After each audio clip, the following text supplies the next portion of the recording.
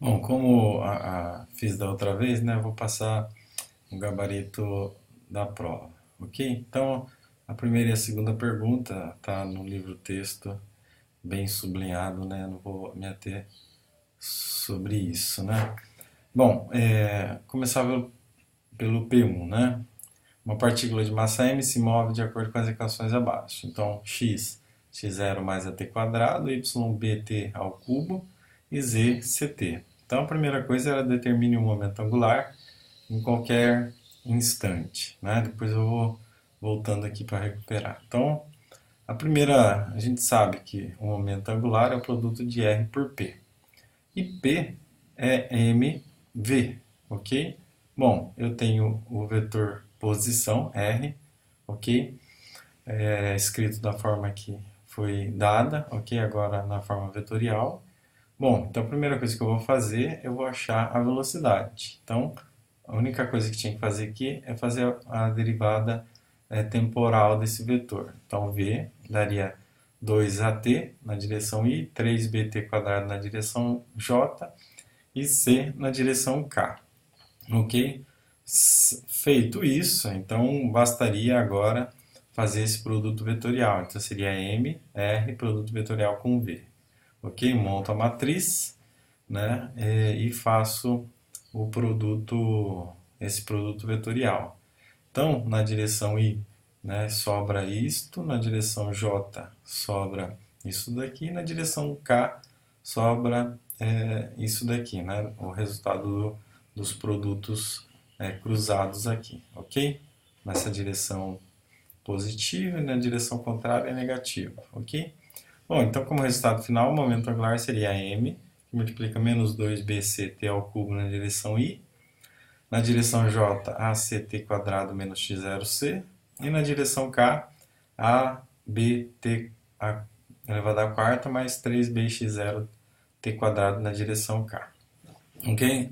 Vou aproveitar, vou sublinhar uma coisa importantíssima aqui. Muitas pessoas erraram, é, não, alguns errou o determinante aqui, mas principalmente vetor.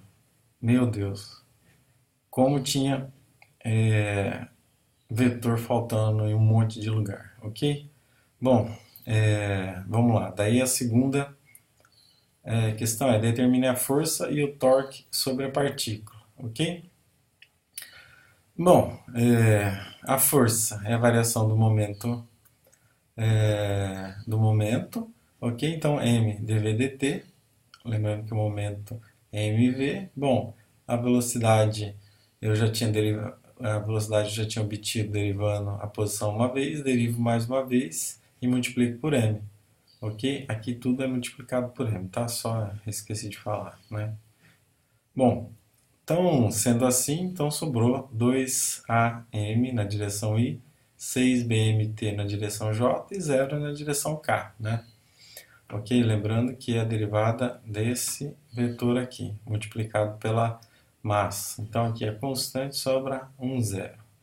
E depois, né, o torque. O torque era R, produto vetorial com F, certo? De novo, era resolver essa matriz aqui, né?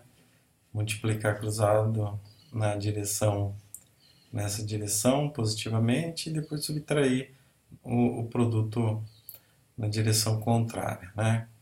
Bom, então como resultado final, né, o torque ficou menos 6bct quadrado na direção i, 2act na direção j e 4abt ao cubo mais 6bx0t na direção k, ok? Então eu encontrei a força e o torque como foi pedido, né? A terceira questão era verifique se satisfaz o teorema do momento angular, ok? Depois verifique se a variação do momento linear da partícula é igual ao impulso da força resultante. Bom, então primeiro verificar se satisfaz o teorema do momento angular, ok?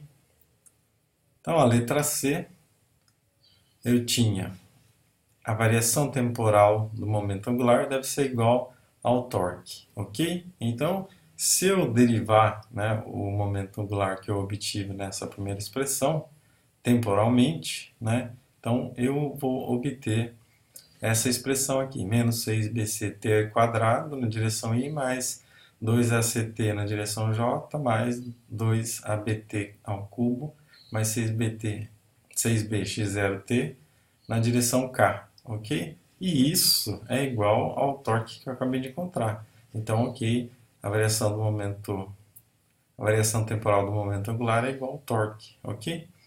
E a última letra era verificar, né, se a variação do momento entre 0 e 1, né? Vamos voltar lá. Verifique se a variação do momento linear da partícula é igual ao impulso da força resultante no intervalo de 0 a 1 segundo. Ok? Então, o que eu teria que fazer aqui, né, escrever P2 menos P1, que é igual à integral da força resultante dt, que é o impulso da força, né, entre o intervalo 0 e 1. Né? Então eu tenho o momento escrito dessa forma que a gente calculou lá em cima, calculo ele para t igual a 1, ok? Então eu vou ter 2am, 1, né? 3bm, né? E cmt, ok? E depois calculo ele para zero. Para zero, o único cara que não tem um t multiplicando é a constante, é o versor k, então sobra cm na direção k, ok? Se eu fizer, né, a subtração de P1 menos P2, eu vou encontrar 2am na direção I, mais 3bm na direção J, mais zero na direção k, ok?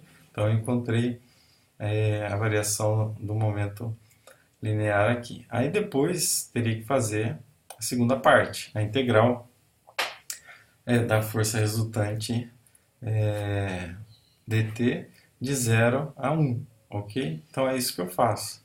Eu escrevo a integral, separo ela em três partes, né, cada uma em uma direção, e aí eu faço a integral de cada uma dessas. Então essa daqui daria 2amt integrado de 0 a 1, a segunda dá 2bm t quadrado sobre 2 integrado de 0 a 1 e a segunda dá 0.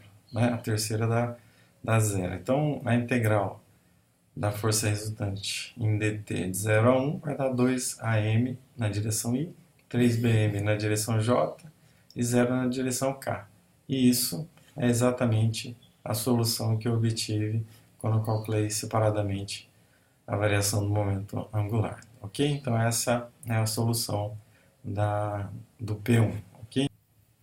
A P2 era um exercício da lista, né? Mostrar que forças do tipo f de r são conservativas, calculando diretamente a integral da f de r dr, ok? Concluindo que ela só depende do ponto inicial e não do caminho escolhido, né? Então esse tipo de força é chamado de força central, ok? A coisa a se lembrar, né, é que o elemento de integração aqui, a diferencial dr, vetor, é escrito como dr na direção r chapéu, r de θ na direção θ chapéu, mais r seno de θ de φ na direção φ, ok? Bom, então esse elemento tem r dr,